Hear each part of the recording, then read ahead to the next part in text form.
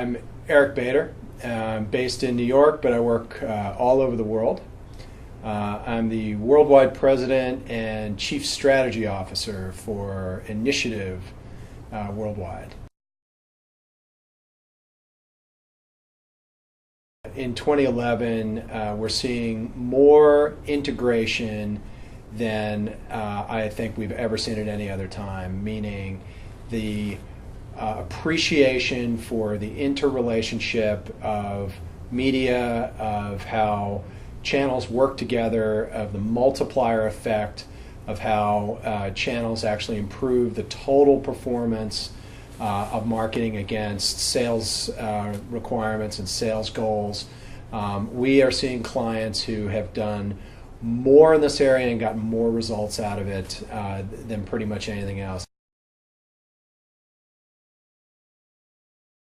A big part of what I have to do all the time is understand the fluctuations of change, not only in the markets but really among consumers all over the world, because the development is happening at a different pace in markets all over the world. But one thing that's happening is the consumer behaviors are the driving force of change. And so it isn't exactly what technologies are changing what channels and what opportunities for media. For us, staying in line with the pace of change is about understanding how consumers are changing their consumption habits, the way they use channels, the way they participate with media.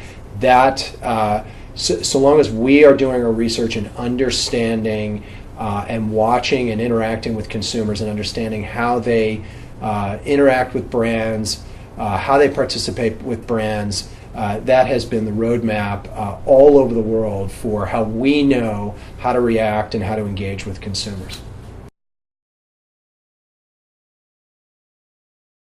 There are no safe bets necessarily when it comes to media ROI, but we know that traditional media works, but the thing that we now know as a result of collecting data, analyzing data, understanding the data behind both media and consumer behaviors, is that multiple channels, when used in the right combination of paid, earned, and owned, and applied against consumer behaviors to try to achieve engagement, produces a better multiplied advantage when it comes to ROI than any single media or single channel alone. So when you see media investments that are 60, 70, 80% one major media, usually television, you know that it's not going to perform the way that data-driven and understood multiple channels working in the right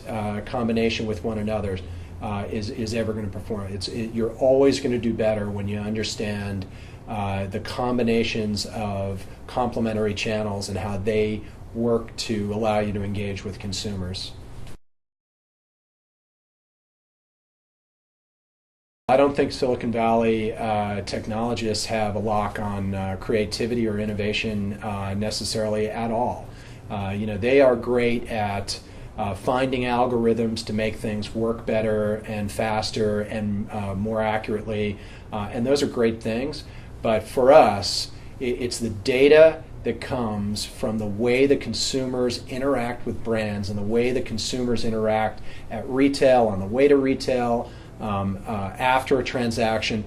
That data is what unleashes creativity and understanding for us. And so I think the domain in which we live, which is media and marketing and consultancy, I think we have great advantages when it comes to creativity. And that's really when we unlock data, because there are just gems included somewhere within the data. If you can analyze it and unlock it the right way and then apply it and put a creative bent on what you understand from consumer behaviors, I think absolutely it's not just technologists these days who have the advantage. I think anybody who uses data to their advantage has a big opportunity to become creative.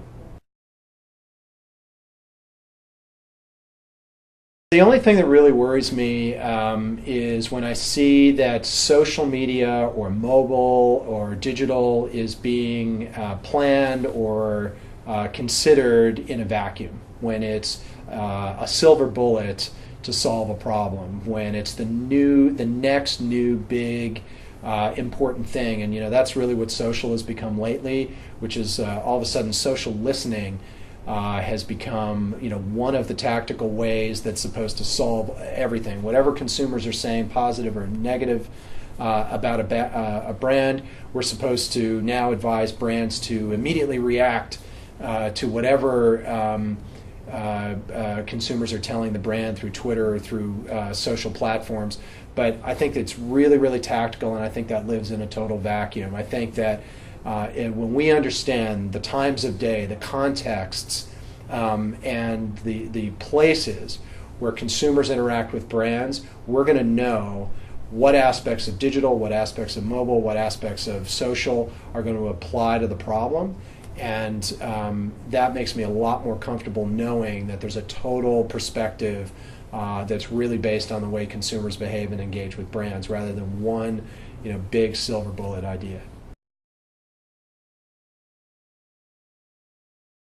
Any technology, any platform, any new technique, any research that uncovers how to reach consumers and engage with them in a meaningful way, and that allows you to drive action with consumers, is going to be great for brands, it's going to be great for media owners, and it's going to be great for the agency business, because in the end, it's consumers revealing the way that they want to interact with brands and taking action, and showing the intent that they have to learn more about brands, to apply it to things they already own, and to reveal where they're willing to spend their dollars, especially in tough economic times.